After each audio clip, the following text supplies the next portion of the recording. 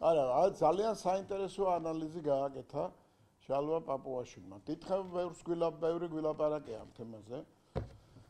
თვითონ ის საკითხი, რომ გარკვეული აქტივობები იყო საერთაშორისო ორგანიზაციების ზოგიერთი ქვეყნის მხრიდან ოპოზიციასთან ერთად გაკეთებული ფსონი პოლიტიკურ სივრცეში, მათზე გაკეთებული ფსონი და ამ სცენარის ჩაშლა რასაკვირველია გარკვეულწილად ეხება კონკრეტული ქვეყნების ავტორიტეტსაც.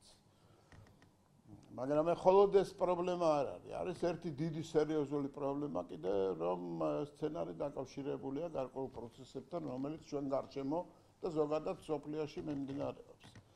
აქედან გამომდინარე სწორი აქცენტები გაკეთდა, ეს კიდევ ერთი ინდიკატორი იქნება, თუ როგორი დამოკიდებულება იქნება გამოხატული არჩევნების მიმართ საერთაშორისო ორგანიზაციებიდან და კონკრეტული ქვეყნების მხრიდან. ელჩებთან, მათ შორის პაվել ხერჩინსკისთან, ევროკავშირის ელჩთან თბილისში შეხვედრა, ხელის ჩამორთმევა, გუშინაც ვნახე, მაგრამ მოქმედებები, როგორც ჩანს, მხოლოდ ელჩებზე არ არის დამოკიდებული, ვინაიდან ძალიან დიდ გლობალურ პრობლემას უკავშირდება საქართველოს უნდა იქცეს სეგმენტად იმ დიდი დაპირისპირების, რომელიც სამწუხაროდ მიმდინარეობს. შეიძლება მსოფლიოში მიმდინარე პროცესები რასაკვირველია დამოკიდებულებად შეიძლება, მაგრამ უკვე ამჯერად შალვა პაპუაშვილი მოუწოდებს საელჩოებს, საერთაშორისო ორგანიზაციებს სათანადო დამოკიდებულება გამოხატონ აი ამ დემოკრატიული ინსტიტუტებისათვის დამახასიათებელი უმაღლესი მახასიათებლის მიმართ. ეს არის არჩევნები. დემოკრატია, საზოგადოების მხრიდან აზრის გამოხატვა და საზოგადოების აზრის გათვალისწინება ზოგადად საერთაშორისო ურთიერთობებში და რასაკვირველია და პოლიტიკაშიც. ამ მოწოდებას, ამ წინადადებას რასაკვირველია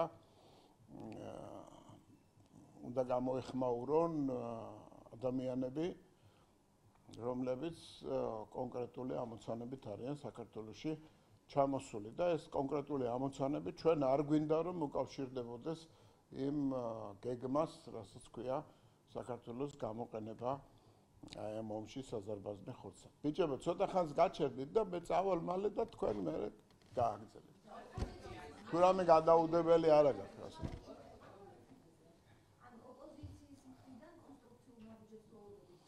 არა, ოპოზიციის მხრიდან არ ვთქვამ შალვას. დაკავშირებით რაც თქვი საკმარისია რა. საერთაშორისო ორგანიზაციებისთვის ინდიკატორია შეთავაზებული, რომ შესაბამისი დამოკიდებულება გამოხატონ აი დემოკრატიული ინსტიტუტებისათვის დამახასიათებელი მთავარი პროცესის მიმართ ეს არის არჩევნები.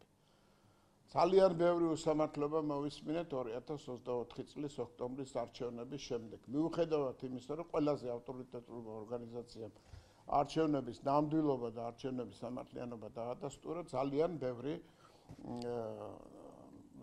ძალიან ბევრი უსამართლობა დავინახეთ, ვიგრძენით ჩვენ კონკრეტული ქვეყნების მხრიდან, კონკრეტული ორგანიზაციების მხრიდან. ამას თავისი ამოცანა და თავისი მიზანი ჰქონდა. რასაკვირველია. გლობალურ დაპირისპირებაში საქართველოს ჩართვა იმ პირობებში, როდესაც მას მარიონეტული ხელისუფლება მართავს. როდესაც არჩევნებით ვერ შეძლებ, რასაკვირველია უნდა იმოქმედო სხვა მეთოდები და ექსტრემიზმის წახალისება ამ შემთხვევაში შალვა პაპუაშვილის წინადადებით მისი განცხადების შინაარსიდან გამომდინარე, უნდა დაუპირისპირდეს, უნდა წარსულში დარჩეს და დაუპირისპირდეს მას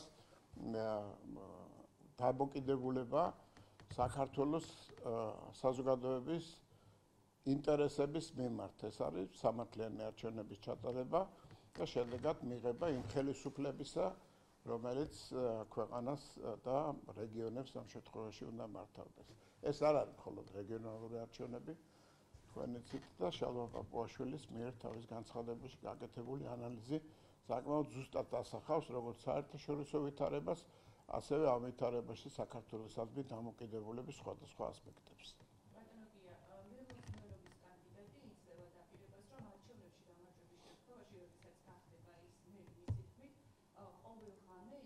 საპროტესტო აქციები, ამას ანუ ელისაშვილმა განაცხადა ასეთი რამ, რომ თუ გაიმარჯვებს კუპრაძე იქნება გაფიცვები მუნიციპალიტეტის სამსახურები გაიფიცებიან, რომ ეს რო შევაფასოთ ნიშნავს თუ არა ეს იმას, რომ წინასწარ გახდა ელისაშვილმა თქვათვის, რომ გახარიას და ველოს გუნდის მიზანი არჩევნებში გამარჯვებისთვის არის საბოტაჟი და არა თქვა ხალხზე ზრუნვა. ეს განცხადებები არ მოდის ჩვეულებრივად რაღაც ემოციური ამოძახილი არ არის, არ მოდის გარკვეული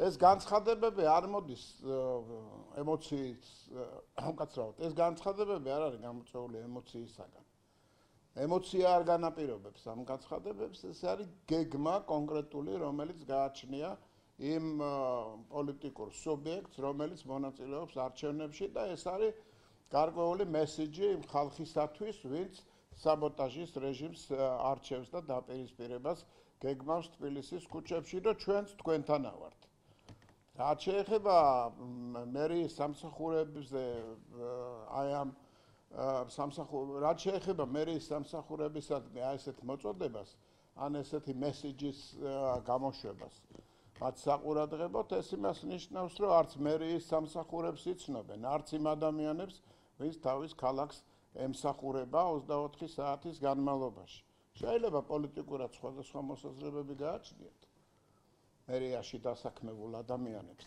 მაგრამ არც ერთს არ უნდა თავისი ქალაქის გრევა იხილოს იმ უნამუსო განცხადებების შესაბამისი რომელიც ბოლო პერიოდში მოვისმინეთ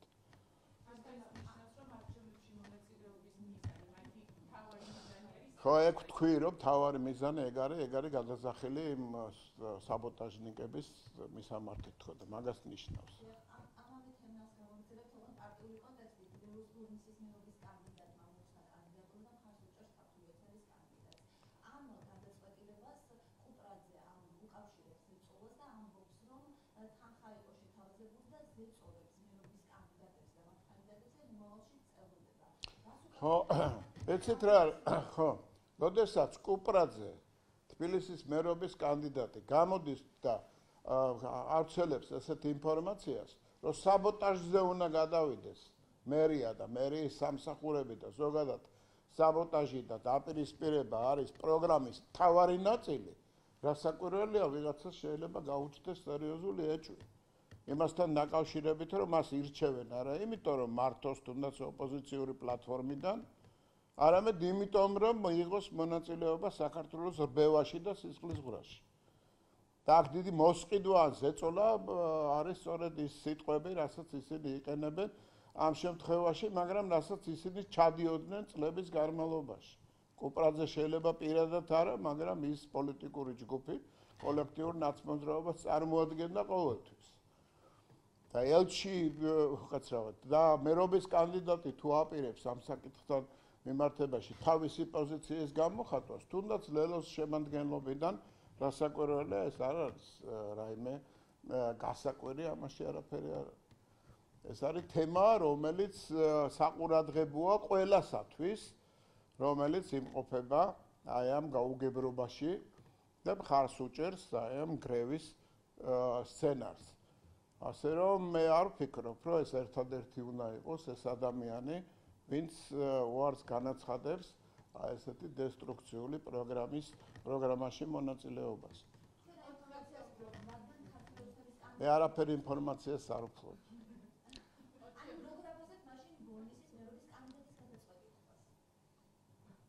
თქვენ არ მისმენთ მე.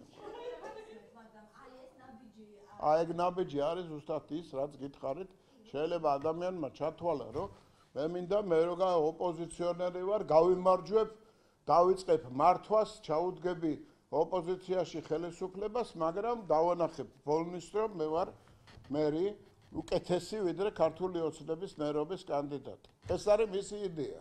და ამ დროს ეუბნებიან, რომ საბოტაჟი არის მთავარი თემა. და ნებისმიერი ვინც გაიმარჯვებს თბილისის მერის არჩევნებში, თუ ნებისმიერ არჩევნებში უნდა გაყვეს იმ გზას, რომელსაც ლევან ხაბეიშვილი კარნახობს. და ამ გზას მიყავს ქვეყანა დანგრევისა და სისხლისღვრისკენ.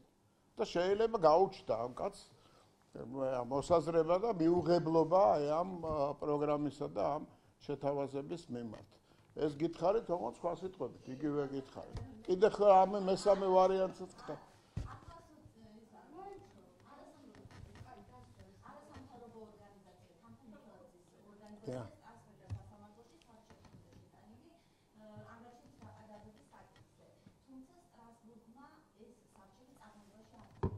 ეგ დედეხნის ამბავია, მე მგონი, თუ ახალია.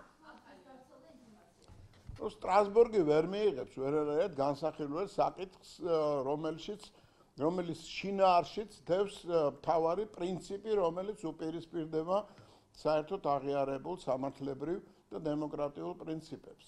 არ შეიძლება რაიმე იყოს გაუმჭვირვალე, რომ შემოედინება ფული, რაღაცა პროგრამები ფინანსდება ამ გარკვეული თანხებით, უნდა იყოს გამჭვირვალე. როგორ შეიძლება რომ სტრასბურგის სასამართლომ ამ საკითხთან დაკავშირებით მიიღოს გადაწყვეტილება, რომ განიხილოს მართალია, სწორია თუ არა სამართლებრივად ასეთი მოთხოვნა.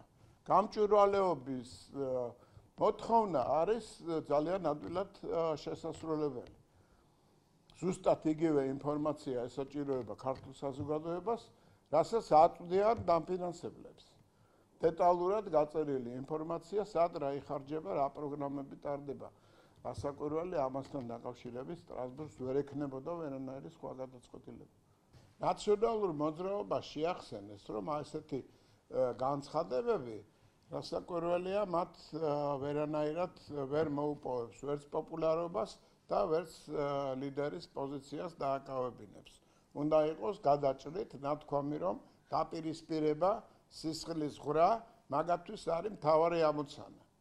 და ანა წითლიძემ რასაკვირველია თავისი განცხადებები არ გააკეთა გარკვეული ემოციიდან გამომდინარე. ეს არის გათვლილი განცხადება იმასთან დაკავშირებით, რომ რადიკალიზაცია არის ნაცმოძრაობის მიმართულება, ნაცმოძრაობის სცენარი და ვინც ამ სცენარს არ აყვება, დარჩება მიღმა იმ პროცესებისა, რასაც ქვია მათი აზრით, რასაც ქვია ეს ამიგზელდა ძალიან ჩავხლართ. მოდი მოკლედ ვიტყვი რა.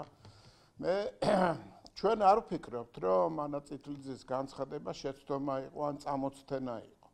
ზუსტად აი ესეთი ეგრეთ წოდებული მშვიდობიანი აქციების ჩატარებას გეგმავენ, რომელმაც აუცილებლად მათი აზრით უნდა მოიტანოს მსხვერპლი. ამ მსხვერპლს უნდა მოყვეს პროცესების რადიკალიზაცია და ამ რადიკალიზაციას უნდა მოყვეს დაპირისპირება. დაპირისპირებას რასაკვირველია უნდა მოყვეს ისეთი მოქმედებები, რომელიც ანა წითლიძეს, ლევან ხაბეიშვილს და სხვა მათ მოკავშირეებს მოიყვანს ხელისუფლებაში და შემდგომ უკვე გაგრძელდება ის სცენარი, რასაც კარნახობენ. არაპოპულარული გახდა ეს სიტყვა მშვიდობიანი დამხობა. სიტყვა მშვიდობიანი პაატა ბურჭულაძის გარდა არავის არ მოეწონა, იმიტომ რომ პაატა ბურჭულაძესაც თავისი მოსაზრებები აქვს ამასთან დაკავშირებით, რომელიც თავისი სისულელის დონით ჯობია ლევან ხაბეიშვილის დონეს.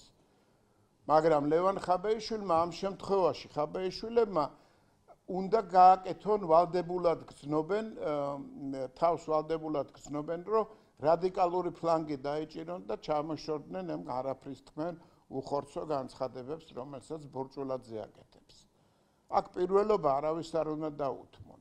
და პირველობა მათი ნაცმოძრაობის პირველობა მხოლოდ მაშინ შეიძლება გახდეს რეალური, როდესაც მათ განსხვავებული აზრი აქვთ სხვა სუბიექტებისაგან.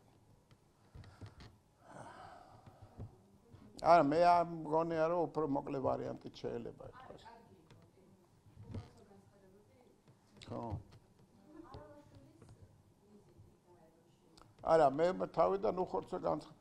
ეცეთ რა, უხორცო განცხადება ჩამოყალიბდა. პაატა ბურჭულაძის და ლევან ხაბეიშვილის მიერ გაკეთებული ეს განცხადებები ნიშნავს იმას, რომ რაღაცა თავის შეკავებას უკაცრავად. თავშეკავებულობის ელემენტი შემოვიდა ამ სცენარში, რომელიც გააჩნია ლევან ხაბეიშვილს. და დაუკავშირდა, დაახლოვდა იმ უხორცო განცხადებებთან, რომელიც პაატა ბურჭულაძეს აქვს. აქედან გამომდინარე რადიკალიზაციის გზა, რომელსაც თავიდანვე დაადგა ნაცმოძრაობა, საფრთხის ქვეშ დადგა.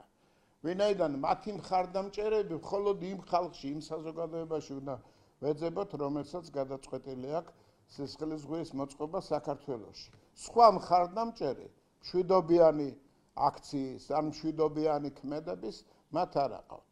ნაცმოძრაობა ეს არის ჩამოყალიბებული ტერორისტული პოლიტიკური ტერორის მატარებელი ორგანიზაცია, რომელსაც ყოველთვის უნდა საქართველოში სისხლის ზღვის ორგანიზება გაიხსენეთ სააკაშვილის განცხადებები. ლევან ხაბეიშვილს უნდა რომ დაემგონოს სააკაშვილს, მაგრამ პატა ბურჭულაძესთან მისი გაიგივება ამ პერსპექტივას უსპობს. ასე რომ ადა წითლძის განცხადება არ ყოფილა შემთხვევითი და არც ემოციურია. ის არის ჩამოყალიბებული ესეთი ბოროტი სცენარის გარკვეული გახმოვანება, რასაც საგანგებო ყურადღება უნდა მივაქციოთ, განსაკუთრებით ახალგაზრდებმა. საით მიყევხართ, სად გიწვევენ. ასაკურელი არ არის საფრთხე იმისა, რომ ეს იქნება მასობრივი, მაგრამ არის საფრთხე იმისა, რომ როდესაც მხარდაჭერა არ აქვს რადიკალიზაციას, ამ შემთხვევაში ექსტრემიზმი არის ის მექანიზმი, ის ბერკეტი, რომელთაც ნაცმოძრაობა შეეცდება, რომ თავისი პოზიციები გაიძლიეროს ამ პოლიტიკურ დაპირისპირებაში.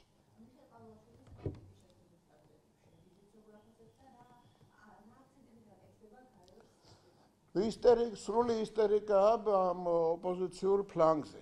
საერთოდ გამოაცხადეს, რომ არალეგიტიმური პრეზიდენტი თითქოს და კონსტიტუციის შესაბამისობაში არ იყოს მისი ან არჩევა და ზოგადად არჩევნების თემის კიდევ ერთხელ ერთშუქეშ დაყენება, მით უმეტეს რომ საერთაშორისო ფორუმზე უნდა ისაუბროს ყაველაშვილმა საქართველოსთან დაკავშირებულ საკითხებზე, ეს არის ღალატი. ეს არის ღალატი ეროვნული იდეის.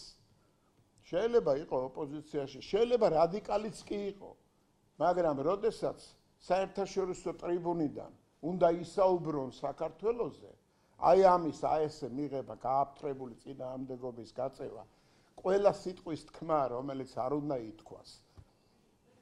თუ კი არა გაქვთ დაკარგული ეს ქართველობის შეგრძნება და პატრიოტიზმის შეგრძნება, ყველაფერი ითქვა. ექნება საინტერესო შეხვედრებიც ექნება და სულ საინტერესო შეხვედრებიც ექნება, რასაკვირველია, მასაც საგარეო საქმეთა მინისტრსაც საგანგებოდ მნიშვნელოვანია, მაგრამ განსაკუთრებულია ის ტრიბუნა, რომელსაც გაერთიანებული ერების ორგანიზაციის გენერალური ასამბლეა აძლევს ქვეყნების ლიდერებს, მათ შორის საქართველოს პრეზიდენტს.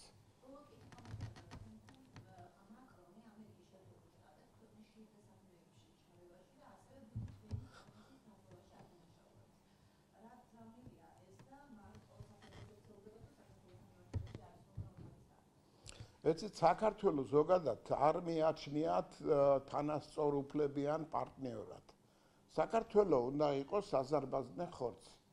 როდესაც დაპირისპირება მიმდინარეობს სოფლიოში, სადაც ერთ მხარეს თუნდაც ამ შემთხვევაში საფრანგეთი ან ნებისმიერი სხვა მონაწილეობს, საქართველოს არ აქვს უფლება თავის პოზიცია ქონდეს. და ამ შემთხვევაში, რომ საქართველოს გამოხატოს გარკვეული პრეტენზია ან ორმაგ სტანდარტზე მიუთითოს, მისთვის ეს არის წარმოუდგენელი, ისევე როგორც წარმოუდგენელი ეს თქვათ კოლექტიური ნაცმოძრაობისათვის. საქართველოს თავის პოზიცია გააჩნია და ორმაგი სტანდარტი არის სახეზე, რასაკვირველია. ამერიკის შეერთებული შტატები, საფრანგეთი ეს არის ორი ბირთვული სახელმწიფო, რომელთა შორის ესეთი დაპირისპირების წარმოშობა ძალიან დიდი საფრთხის შემცველია მსოფლიოსათვის. მაგრამ თუ კი საქართველოს დაჭაგრავ მას დაბალღობეთ მიიჩნევ, ის ვერანაირ საფრთხეს ვერ შეგიქმნის და შეიძლება საფრანგეთის ელჩმა ილაპარაკოს რაც უნდა, როგორი შეურაცხყოფაც გინდა მეაყენოს საქართველოს, მათთვის ეს არაფერს არ ნიშნავს. ეს არის სამწუხარო, მაგრამ ფაქტია, რომ აი ესეთ ფონზე, ესეთი პოლიტიკის ფონზე, ბევრი დასავლელი ლიდერი დიდ შეცდომას უშვებს, როდესაც არ ითვალისწინებს სოფლიოში არსებულ კონიუნქტურას. საქართველოზე გავლენის მოპოვება, საქართველოს მოსახლეობის და მისი ინტერესების ხარჯზე, საქართველოს ახალგაზრდების სიცოცხლის ხარჯზე არის დაუშვებელი და რასაკვირველია ეს არ არის მხოლოდ ორმაგი სტანდარტი, როდესაც სხვისი არ მოღწევს და თვითონ იგივეს ჩადიხარ. ეს არის პოლიტიკური ჟესტი. ეს არის მანიფესტი იმ დამოკიდებულებისა, რაც გააჩნიათ ზოგიერთ ქვეყნებს საქართველოს მიმართ. ჩვენ ეს არ უნდა მოვითმინოთ. სოფლიოში დაპირისპირებები ბევრია. ბევრი სახელმწიფო ერთმანეთისაგან საპირისპირო პოზიციას აღჟღერებს და უპირისპირდებიან კიდევაც ერთმანეთს. ჩვენ არავისზე ნაკლები არა ვართ, როდესაც ჩვენ ეროვნულ ინტერესებს ვიცავთ.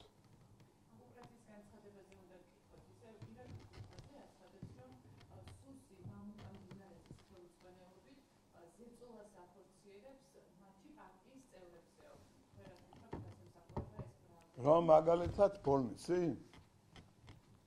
ბოლნისზე გიპასუხეთ უკვე.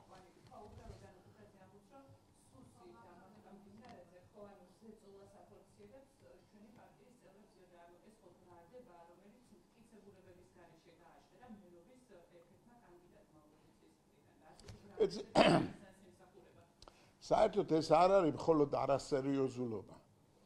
ეს არის მცდელობა შეიდარჩუნოს დაძაბული ატმოსფერო არჩევნების წინა პერიოდში. ვერანაირ ზეწოლაზე ვერ იქნება ლაპარაკი, როდესაც არჩევნები არის ელექტრონული და არჩევნები არის ისე იმ სტანდარტის, რომელსაც ქვია ევროპული სტანდარტი. ვერანაირი ზეწოლა ვერ დარჩება დაფარული, თუ კი ასეთი რეალურად არსებობს. ეს არ არის ის დრო, როდესაც კოლექტიური ნაცმოძრაობა მართავდა ქვეყანას, ფინანსურად თუ პოლიტიკურად. ასე რომ ეს განცხადებები არის მხოლოდ ერთი მიზნით გაკეთებული, რომ შეცდომაში შეიყვანოს საზოგადოება და როგორმე იქნებ ვინმე იმდენად გაღიზიანდეს, რომ მოემატოს თავისი ენერგიით იმ ექსტრემისტულ ღონისძიებებს, რომელსაც მათ შორის ლელო გეგმავს, რომ ჩაატაროს სხვა პოლიტიკურ ჯგუფებთან ერთად. თუ მიუხედავად იმისა, რომ არჩევნებში ღებულობენ მონაწილეობას. კარგი.